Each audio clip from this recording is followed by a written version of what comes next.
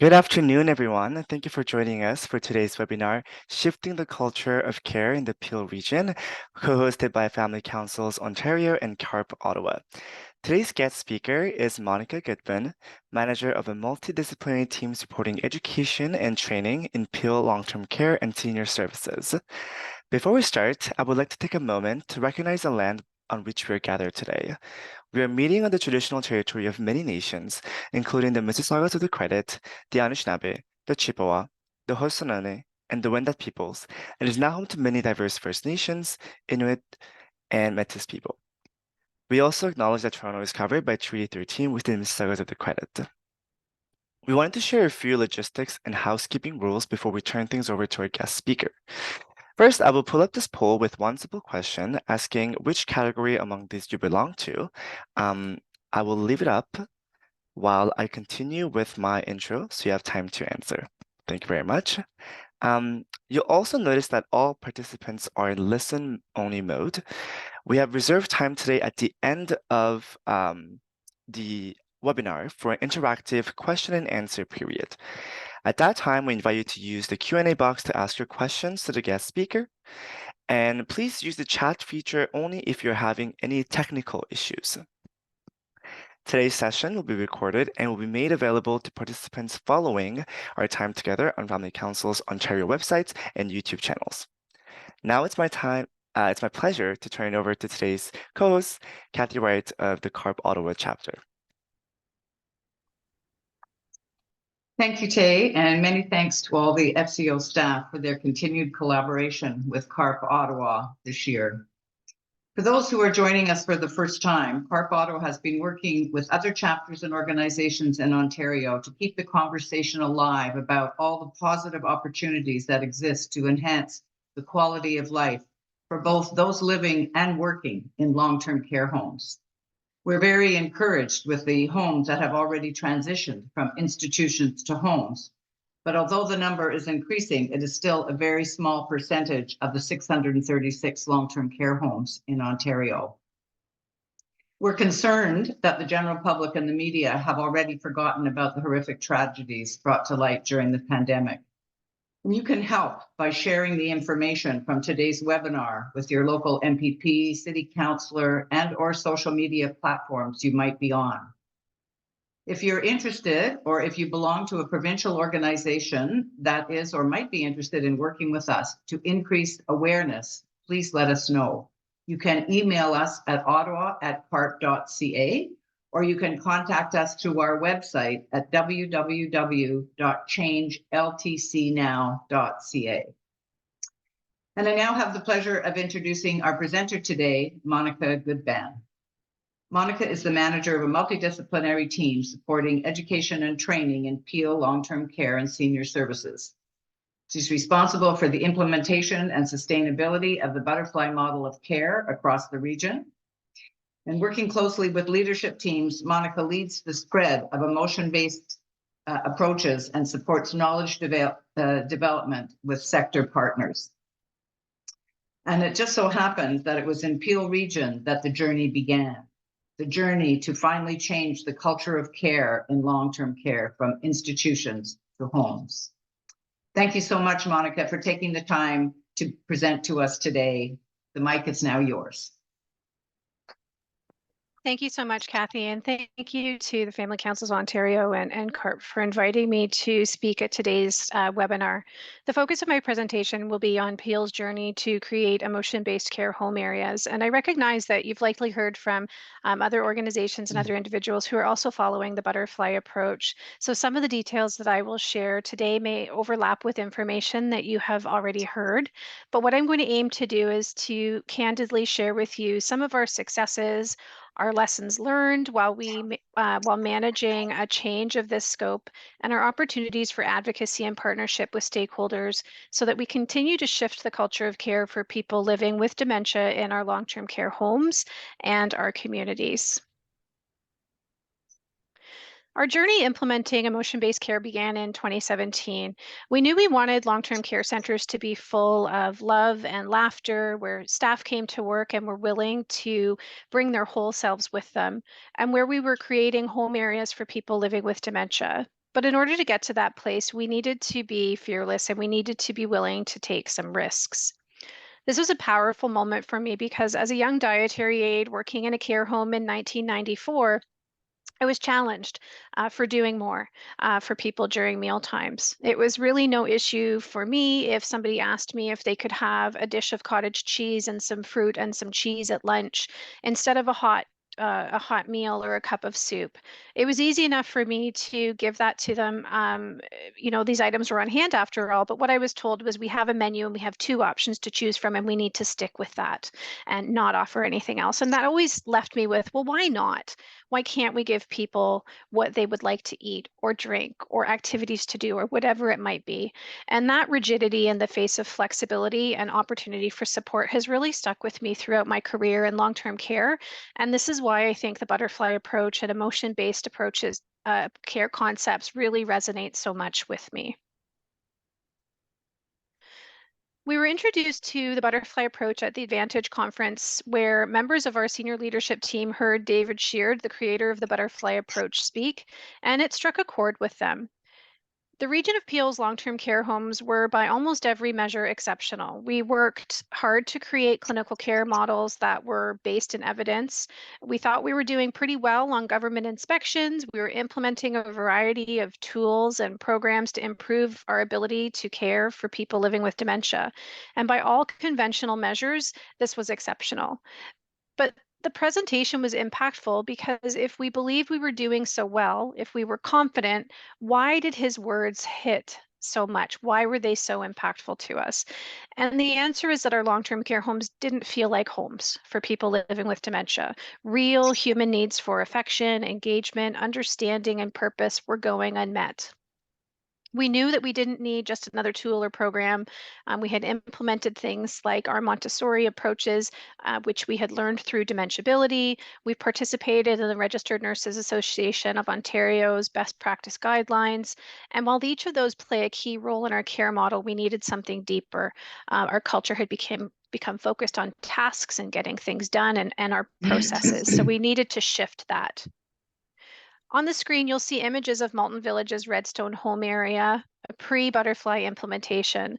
The surroundings, though neat and tidy, were stark and barren of color and personality.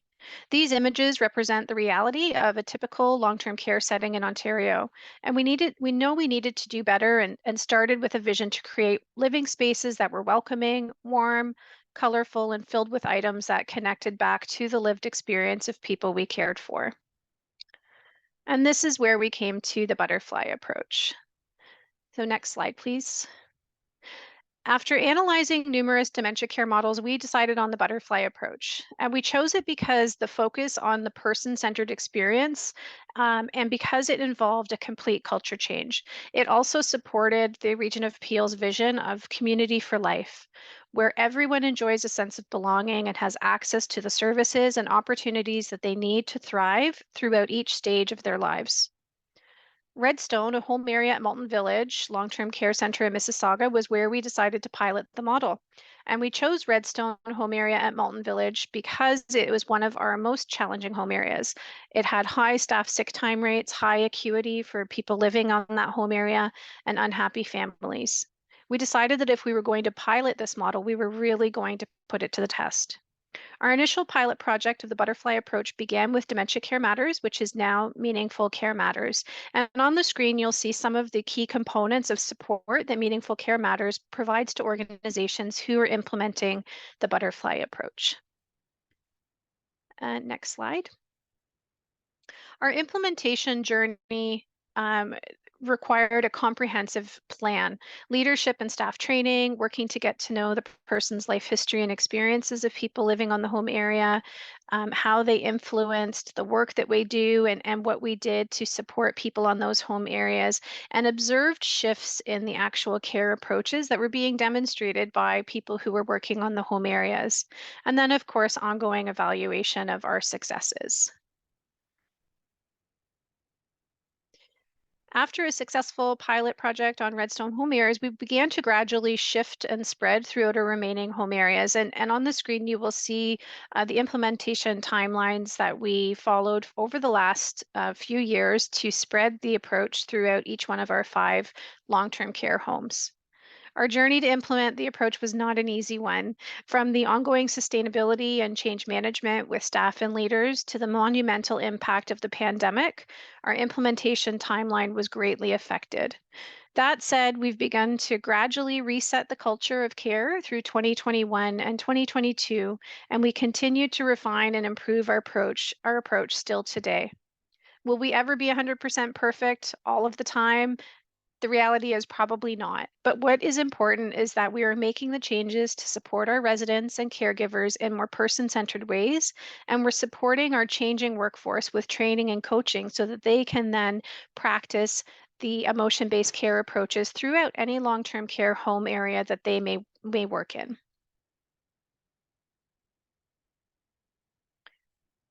These are a few of the things that I have learned along the journey of implementing emotion-based approaches to care and Peel, and which I'll speak about more today. Emotion-based care is an overall philosophy of care. It's not a singular program or approach, and there's no one right way of doing things.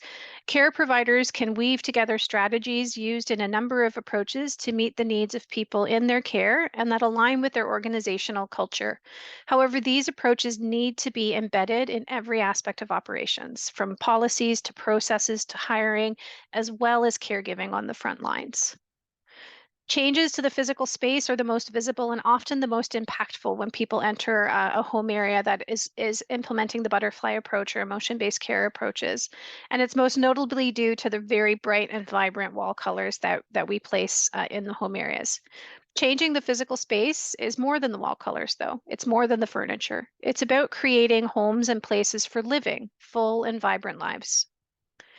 Innovative space design is possible, but can be challenging, particularly when we're dealing with existing space. Navigating through the process when legislation, municipal permitting, and fire code requirements are counterproductive to some of the goals we want to achieve can be difficult, but there are always ways to modify our approach or think about different ways that we can meet what we are aiming to do for the people living on those home areas. Might not always be exactly what we envisioned for the space, but there is always a way to make sure that we are creating spaces that look, sound, and feel like home. Meaningful moments, small and large, happen throughout each and every day. It's not always the big events, the entertainment and excitement that are the most meaningful. The small, quiet moments often have the most impact for the people we care for. Culture change is another lesson learned. Culture change is really hard.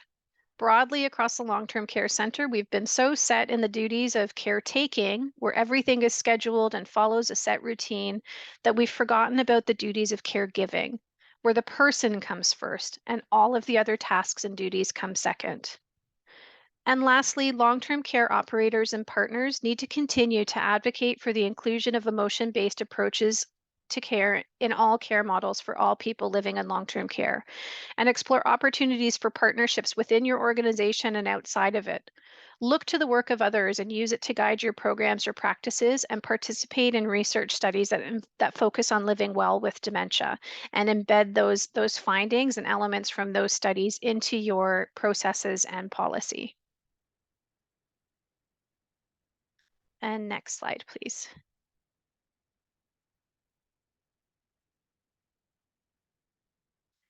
So what is emotion-based care? I'm sure you've all heard a lot about emotion-based care and what it is. And essentially it is about how we connect with, support, and engage people living with dementia. What's interesting to them? What do they enjoy? What approaches or techniques should we avoid? And what should we try that works really well for people?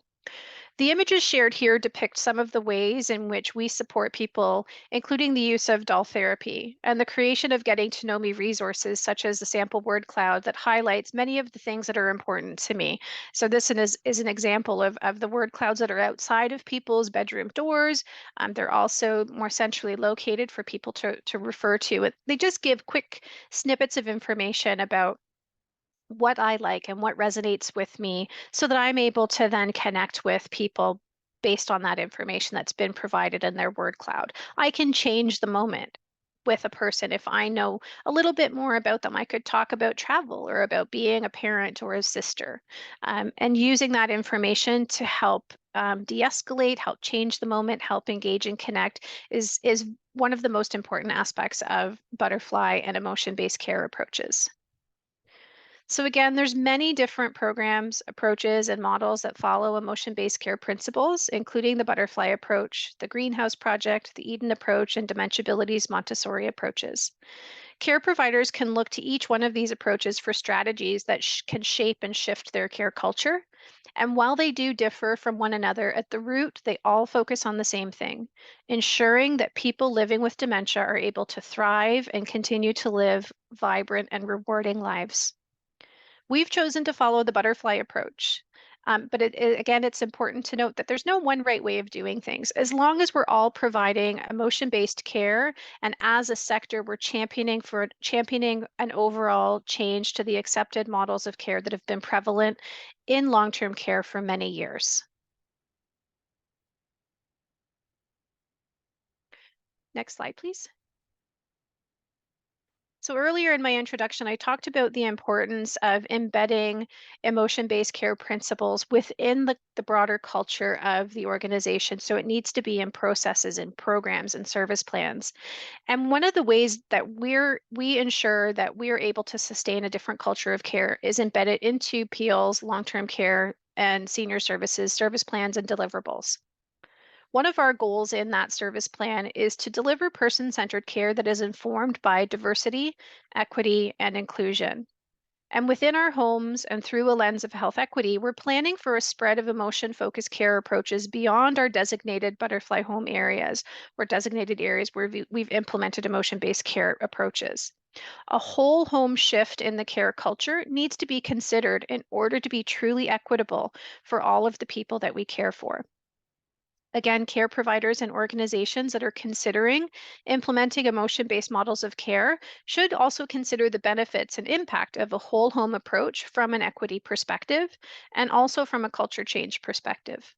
Focusing on one home area will not shift the overall culture of care in an organization, but a broader change in how we do things will provide that support and that shift of culture.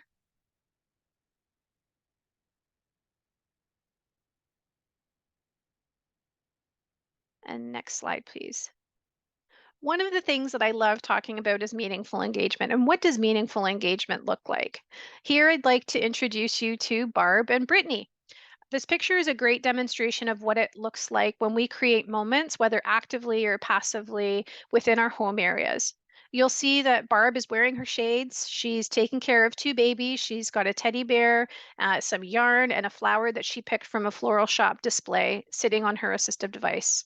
Beside her, Brittany is in casual clothing, no uniforms, and is walking around the home area with the bunny.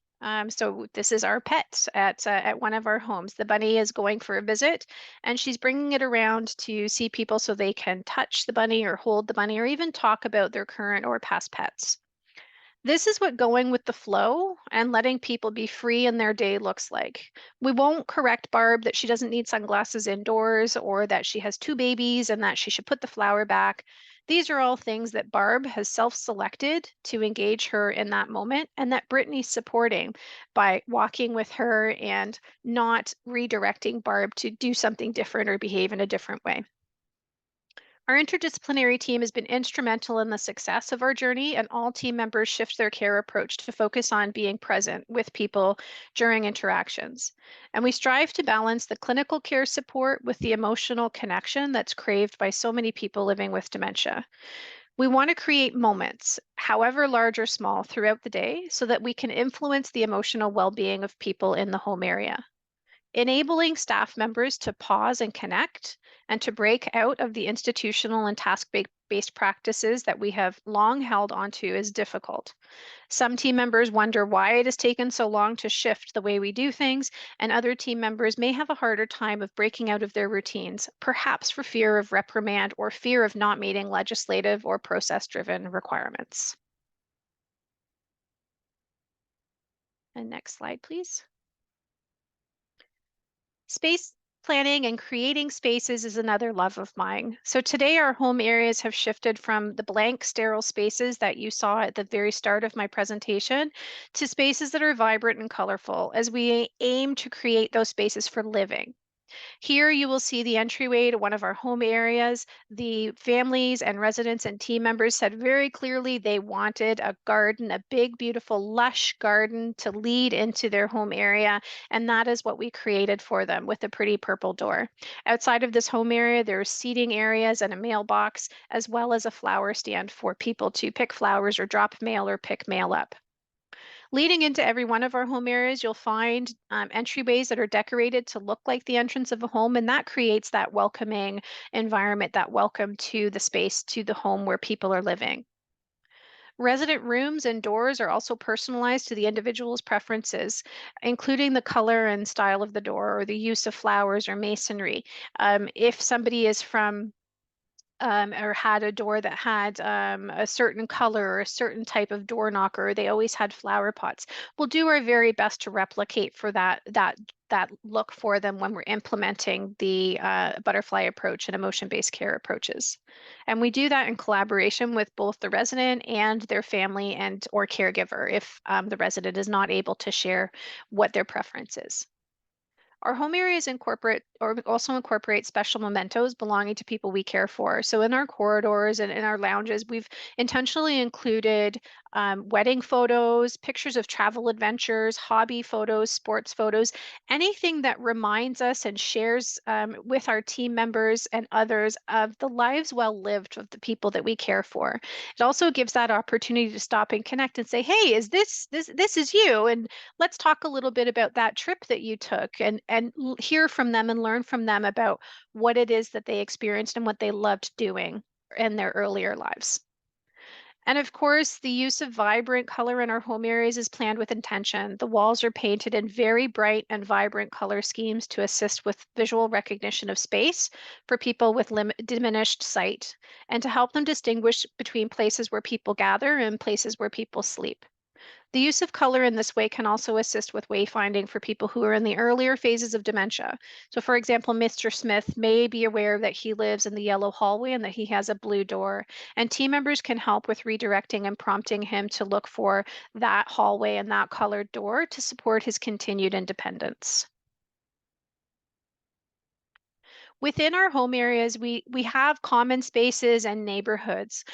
So you'll see here this is a common space that's located between two home areas, and we aim to make those spaces feel visually appealing and add interest to them as well. So on the left, you'll see a utility door whose handle is hidden amongst the image to distract from the desire to go into that space. So challenge you have a close look and see if you can spot where the door handle on that utility door is. Behind that door are items of potential risk, and instead of saying to somebody who is looking interested in going into that space, no, no, no, don't go in there, we're providing something for them that is visually appealing to distract from the initial intention of testing out the door handle and trying to enter that service area. So, as care providers, we need to identify and anticipate areas of risk and then develop strategies to mitigate those risks that are not restrictive. So, it's not good enough to say this is an area of risk and I'm just going to take that item away or I'm going to block this area off. We need to think about ways in which we can still permit that freedom by providing bumpers or strategies to mitigate that risk.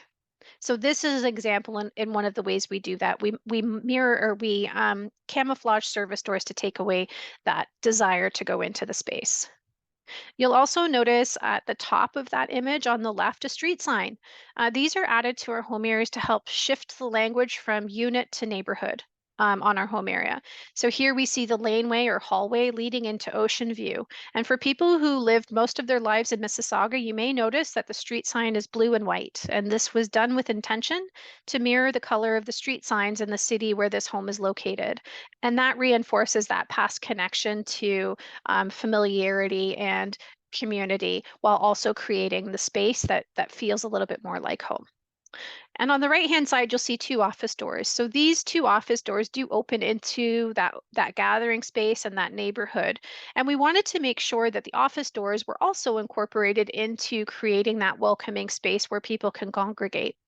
We encourage people using these offices to keep their doors open as much as possible because you never know who might stop in and might want to sit and have a chat or do some paperwork in the office while they're there. So although these doors are closed at the moment, we do encourage um, office doors on home areas to be open as much as possible. Also in this home area, we've created in this community space, we've created other visual interest and impactful areas with the aim of bringing the outdoors in. So recognizing that people that are living in long-term care don't always have the opportunity to get outdoors as much as we as care providers and families and caregivers, or even people living in long-term care may like.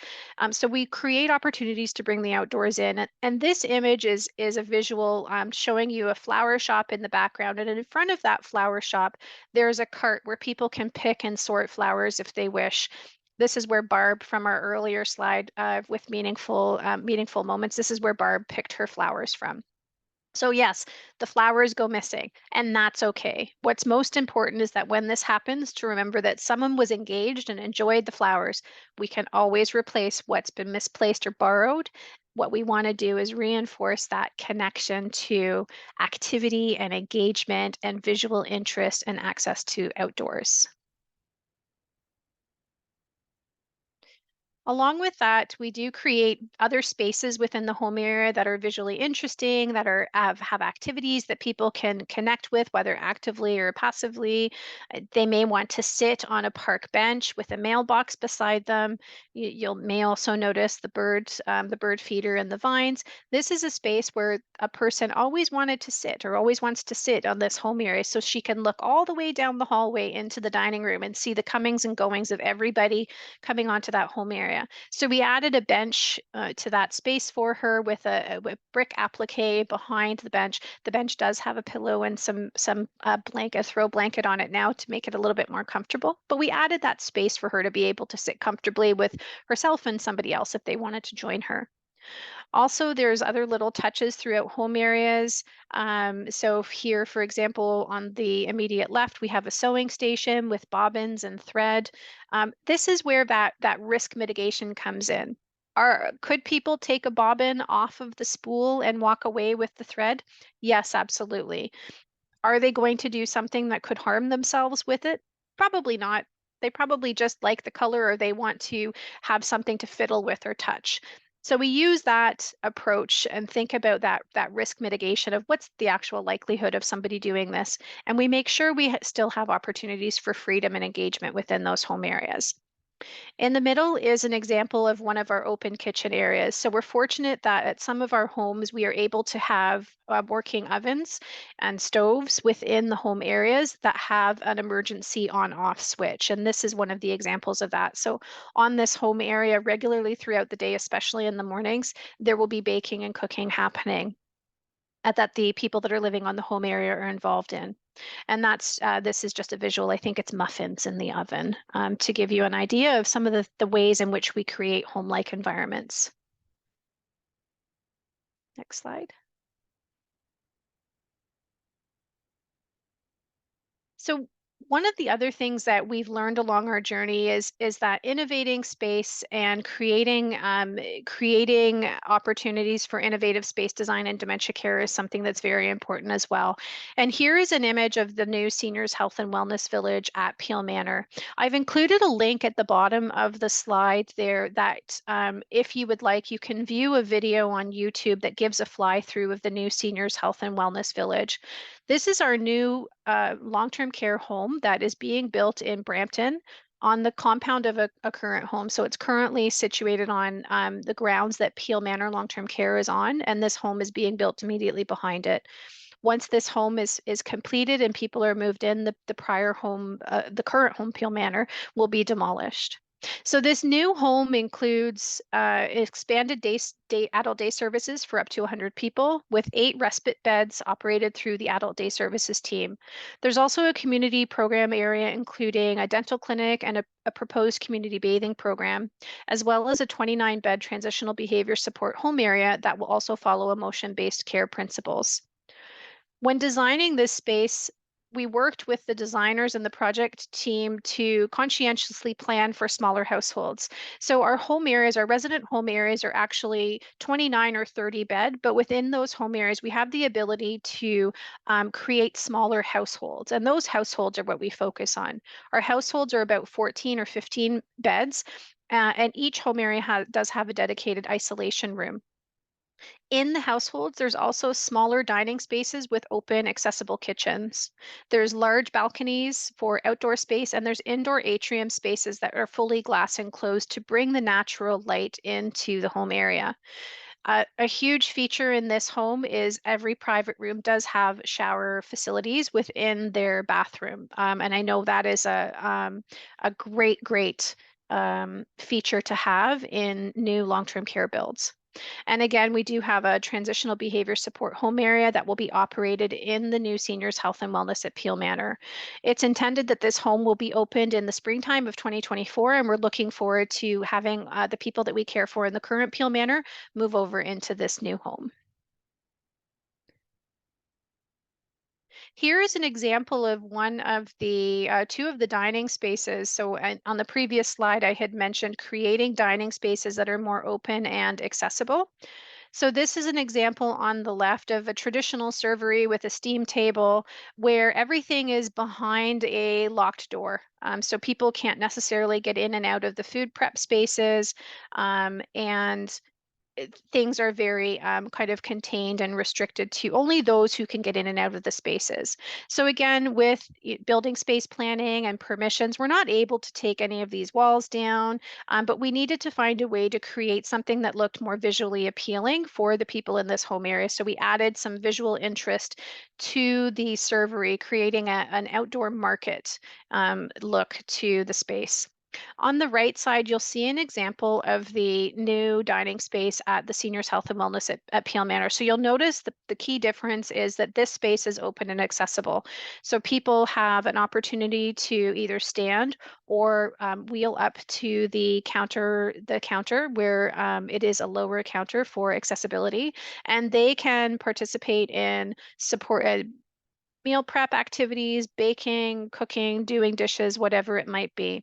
So this dining space is what we would like to see in design for future long-term care homes, something that is more open and accessible for people to, self-serve if they would like a little something to assist with baking or assist with meal preparations as much as possible. Next slide, please. Innovation in dementia design is something that is also very interesting, and looking at dementia-friendly design opens a lot of different opportunities for us as care providers. So on this slide on the left side, you'll see actually both hallways are from the same home. It's an example of some of the innovative dementia-friendly designs our project team is involved with. So the hallway pictured was a space where people who were living in the home area liked to wander. The before image, again, it was stark and barren of any personality or visual interest. And to create that visual interest and soothing space, the project team transformed the hallway into an enchanted forest.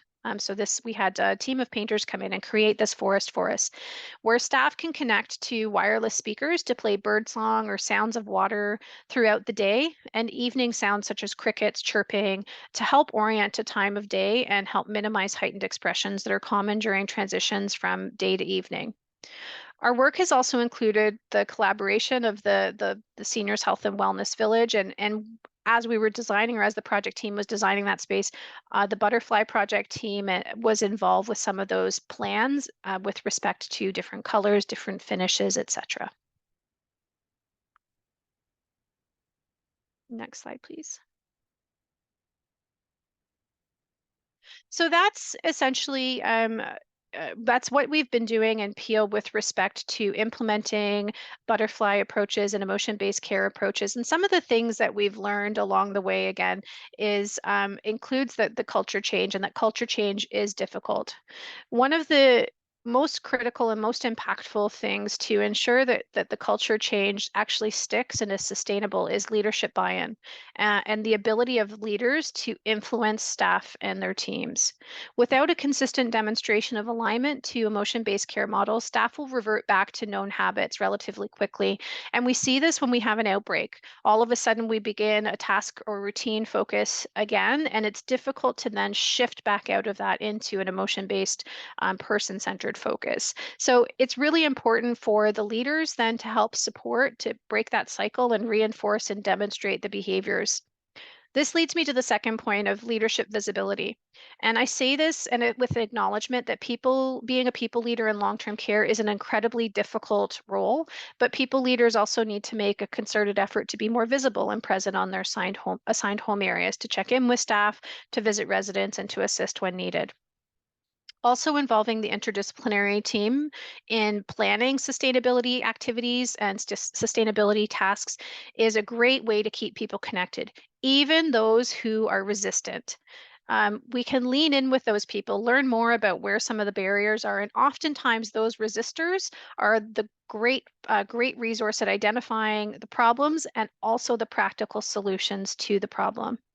And lastly, be prepared to adjust how things are done. It's really not a one size fits all approach, and this is where considering multiple approaches may be helpful to organizations and care providers. Along with this is the shifting of our language, and this goes broadly beyond long-term care into the community as well. Small changes can go a long way. So shifting our language to non-stigmatizing words and using person-centered wording instead of the sometimes harsher words that we use in our care homes is one small way that we can help change that care culture. Some examples include updating policies to include person-centered focuses in language. So instead of resident, maybe refer to people as people living in the care home, and reconsider using the words like bib or diaper that are infantilizing for people we care for.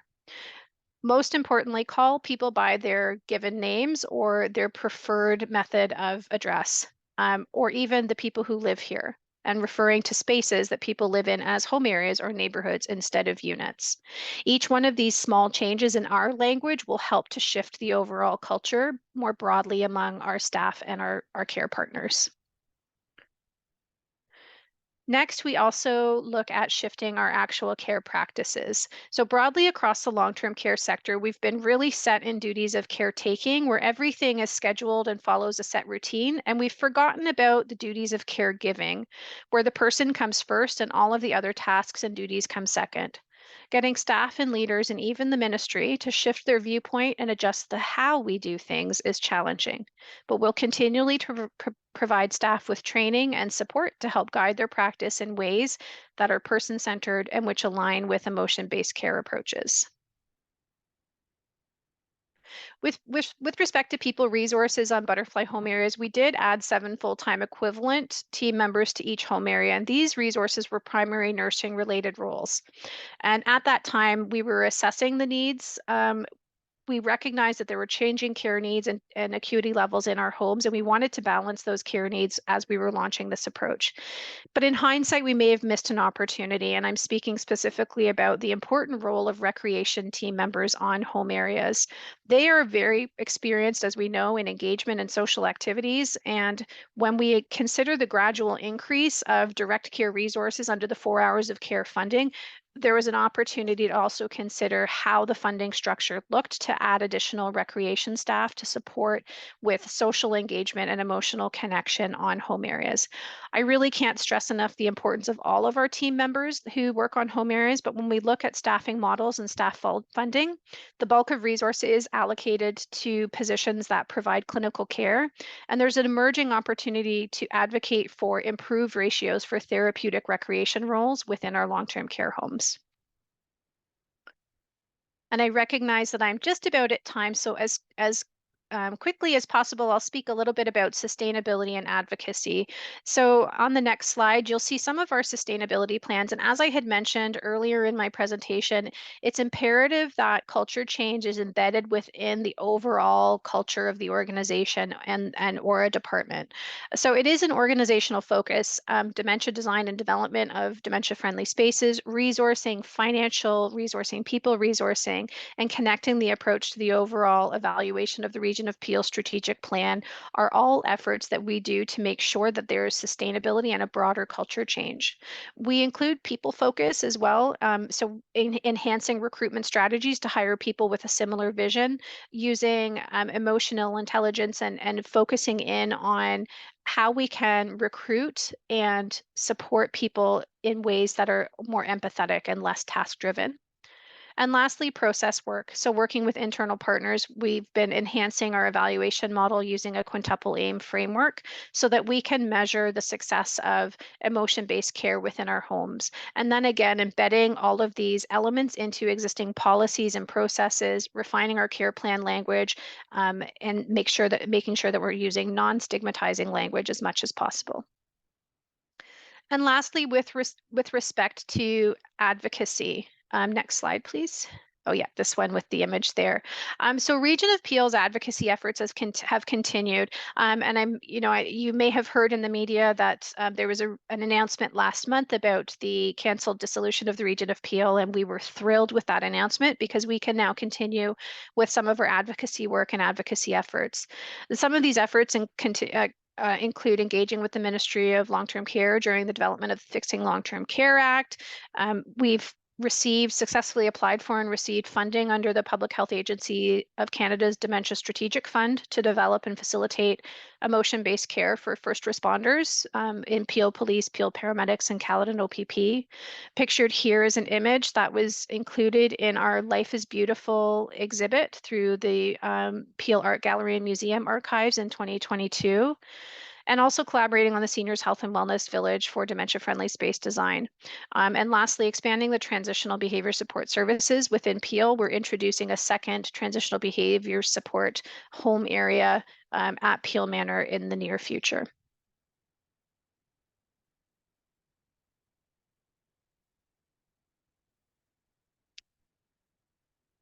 I wanted to take a moment to acknowledge as well before concluding, I wanted to highlight some of the partnerships we have across our organization. These include our adult day service program areas, the William Osler Health System and its acute care for the elderly, or the ACE unit, operated by our senior medical director, and our neurobehavioral nurse practitioner model, which provides referral-based support to all homes operated in Peel, not just the Region of Peel operated homes. We've participated in some research studies and partnerships, including a new study to evaluate the effectiveness of emotion-based care models called the Counting What Counts study, and an ongoing study to measure the quality of life for people living with dementia through York University and the University of Alberta. We've also looked at how we support our partners in the sector, so within our organization and beyond, and we've recently provided dementia-focused training to partners in paramedics and Peel Police so that they are able to use strategies to support and de-escalate emotional responses in people living with dementia during community or crisis calls. These are just a few of the ways in which we continue to partner with other organizations and to explore opportunities to improve dementia care and services to people living in our communities.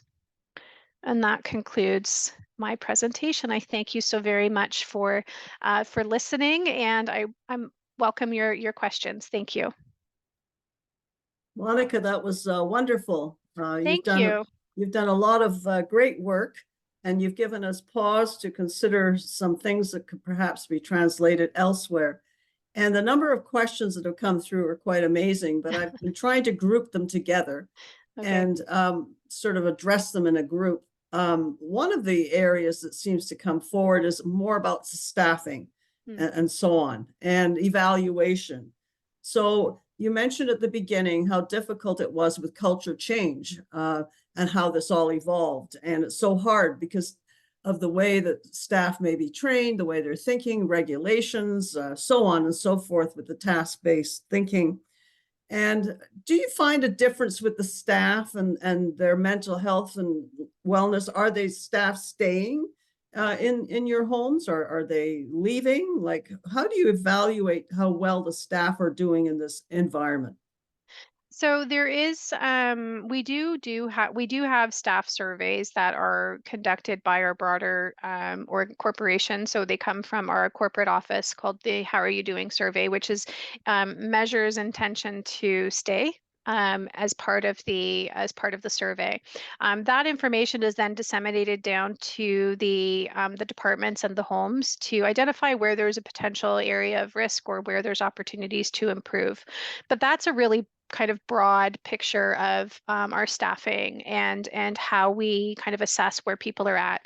Within our homes, we take a closer look from a lens of psychological health and wellness as well. We have 2 culture and well-being advisors that support in the homes with identifying areas of interest or areas where there is need to support individuals with psychological health and wellness training and resources. The pandemic had a huge impact on staffing, I think, across the sector, as well. Traditionally or typically in long-term care, we do have more part-time positions available than full-time positions, and that availability or that limit to the number of full-time lines or full-time positions that we are able to have in our homes based on the funding can be a barrier to retaining staff. People want to go where there's full-time hours instead of having piecemeal hours or multiple part-time jobs to make up a full-time equivalent. Right. That certainly does impact their feeling about their work environment for sure. Yeah. Evaluation, just to expand a little bit more on this, your measurements, qualitative measurements. I don't know how you're doing it. Do you regularly each year? Like, what have you been doing since all this started in 2017? Like, how are you been dealing with evaluation? So we actually hit a little bit of a pause on evaluation because the data coming out from our homes during the pandemic was very skewed. There was a lot going on, and what we were seeing didn't tell a great story. So what we've done is created a new evaluation framework using the quintuple aim framework, and that builds in elements or aligns with elements of our service plan, including delivering person-centered care, delivering integrated care, supporting staff well-being, and inclusion. I'm missing one off the top of my head. There's 5, but I'm missing one. So what we do is we do pull the quantitative data from the home level. So things like avoidable hospital transfers, number of falls. There's a number of different indicators that we pull out of the RISE scorecard that we can look at to assess how the home areas are doing. But we've recently introduced as well a more qualitative measure. So part of our participation in the Counting What Counts study, we were introduced to the Dementia Quality of Life Care Home Assessment. And this is a 31 question assessment that care providers would answer to assess the overall quality of life being experienced by an individual on a home area. Completing that assessment then triggers a score for you that indicates whether the individual is experiencing high quality of life or whether they are experiencing a quality of life that would require some intervention and some additional goal planning.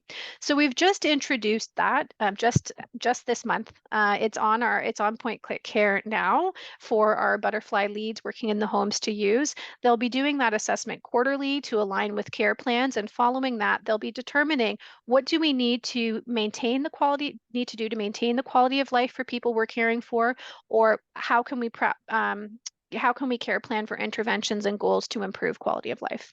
So those are some of the measures that we've been collecting over the past and kind of restructuring over the past 2 years. I think that's wonderful because we've been hearing where some homes are not capturing the RIE quality of life criteria to evaluate. And so you are, which is wonderful, and it's great to hear that. Just a question then about audits and the audit functions associated with the butterfly model. Can you speak a little bit about that, please? So MCM, when they are working with an organization to implement the butterfly approach, they carry out audits. When a project starts, they conduct a baseline audit to assess the level that the home is at, and where there's opportunities for improve. They would then conduct a midpoint audit and a final audit to ensure that homes are operating in a way that is consistent with the butterfly approaches and their requirements. What we do as far as our sustainability is we take those tools that MCM has provided with us under their resources, and we then conduct monthly and quarterly audits in our home areas as well. So our butterfly leads primarily, some of our leadership team members are also involved with this in doing that review of the home area to get a feel for what's happening, where are our gaps, where are our opportunities, and then we action plan based on that. But we recognize that that is very that could be very subjective, right? Some people might um, give a little bit more leeway to home areas that they work on or to people that they're friendly with. So we've now introduced quarterly cross home audits where our butterfly leads go to a different home area and complete an audit and observation of that home area so that the feedback and the recommendations are more objective. And so have you noticed through your evaluations some things that are remarkable because of the model you're using? For instance, less psychotic medications, less falls, less transfers to heart. Like, have you noticed specific indicators that have shown an improvement based on what you're doing? Yeah, so one of the ones that has always been one of our better indicators is the use of antipsychotic medications. That's also been typically been lower than the provincial average. With respect to falls and hospital transfers, I think we're trending, consistently with what the provincial average is. But it's, what we try and think about is it's hard to measure how a home area feels. And so, yes, we can look at all of the quantitative information, but it's hard to put into number or put into words what it feels like walking onto a home area that operates in a different way, that has music going on and the smells of baking or onions cooking before lunch. So, yeah, some of our indicators are aligning provincially with provincial averages, but it's that the feeling stuff that I like to kind of refer more to, but it's hard to measure that. Yes, it is. Nice slides you had. The flower cart was very interesting, and Barbara having a flower in her walker was very good. Do you use a lot of music as well in the home? Yes. How does that work? Yes. So I had a chuckle. I can't see the participants, so I don't know, what generation we all are, but I had a chuckle the other day because we were recruiting for new positions, and one of the team members said, "Oh, we put the really old music on, the stuff from the 70s and 80s. That's the kind of music we put on." And I kind of had to pause and go, all right. But yes, music is a huge part of the day-to-day. So whether it's music during dining to calmer music or quieter music during the dining experience to help with, keeping people a little bit calmer or more engaged in dining, to more active and lively music at different points of the day. After lunch is typically a bit of a lull in the day. We won't have the big loud music on at that point because people are in their calmer phase. We also have the music and memory program where we have iPods for people with pre-selected or pre-planned playlists of music that's interesting to them that can also be provided to people on our home areas. So yes, music, huge part of every day. Good. There's been a few questions related to staffing recruitment and so on. And you mentioned yourself about recruitment for emotional intelligence, which I was happy to hear you say. I think that's an important criteria. Have you had trouble actually finding the new staff? You mentioned you have increased full-time staff and so on in the particularly, I guess it was the Health and Wellness Center, or is it generally throughout? So we're doing the recruitment right now for the additional positions in the Seniors Health and Wellness Village, and that's the new recruitment strategy that's following more of an emotion-based or emotional intelligent approach based in emotional intelligence. we don't have a lot of difficulty finding staff. There are a lot of people in the sector who are willing to work in long-term care. It's sometimes tricky to keep staff, again, because of that full-time component. What our interview panel this week and last week has been doing, the questions that we're asking, there are questions that are rooted in emotional intelligence. So talk to me about the difference of caregiving and caretaking, and what does that mean to you? Or how would you support somebody who is visibly feeling down during the day? What would you do for that person? So they are more situational based questions, not necessarily based on clinical practice or role practice in the Q&A portion of the interview. But prior to the in-person interview, where we have the question and answer period, candidates were given a multiple choice quiz to assess their knowledge of the more specifics of their role or of their practice. That's great. I think what you're doing is wonderful in that regard. So just a question about money, because money always comes up in the questions. So here we go. You have a beautiful new health and wellness home there. I'm not sure how many people actually will live there. I know you've grouped them in 14 to 15 group areas, but if you could just tell us the number and the money part of it. How did the money come about? So I have to do some quick math here. So there'd be 148, well, no, 177, I'm sorry, 177 long-term care beds in that home, plus 29 transitional beds. So those are our shorter stay beds of about, 60 to 120 days. I don't have a lot of information about the money and the cost of implementing that home. I do have a colleague who I work closely with who is part of that project, but it was a significant investment to build that home, and it was partially through funding through the region of Peel, partially through our capital dollars, and there was some provincial funding that was provided as well to for the transitional behavior support unit. So I can't give you an actual number, but there were a number of different funding streams that we took advantage of for the development and build of that home. Okay, and last but by no means the least, because I think it's the most important, in the building of the health and wellness home, you did include residents and caregivers in the planning. Did they have a voice, and how did that voice come about? Yes. So the project team and the build team included the Residents' Council throughout the design and construction phases of the development of the Seniors Health and Wellness Village. And the Residents' Council very strongly advocated for the people who were living in Peel Manor and for different things that they wanted to see and wanted included. I wasn't part of those conversations, so I can't tell you exactly the different things that they had advocated for, but residents, families were involved in the design and construction phases, planning phases for the new building. What do you say to people, other staff and other homes, when you get together, if you do, I don't know, who say, well, what you're doing in Peel is wonderful, but we just couldn't do it here because it would cost too much? Sometimes, the cost it could be cost prohibitive for some organizations, but there's little things that we can do that don't cost a whole lot of money. So what we have done in some home areas is we've created giving trees where families or visitors can donate items that we are looking for the home areas. Oftentimes people have stacks of old magazines or older pieces of clothing that they no longer use that we can use for vignettes and decor. So there's always opportunity to tap into families, caregivers, volunteers, even members of the staff to donate items to the home area.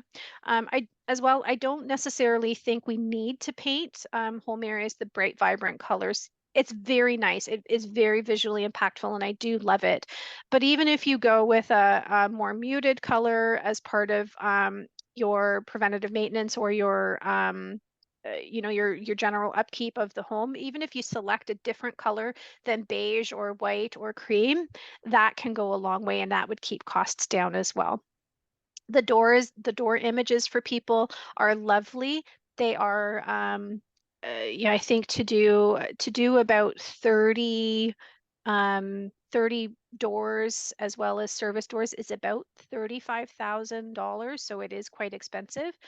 But there's other things we can do. You can hang wreaths on the door, you can have nameplates on the door, you can have, there's all sorts of different ways we can um, use more economical ways of designing a space that looks and feels like home.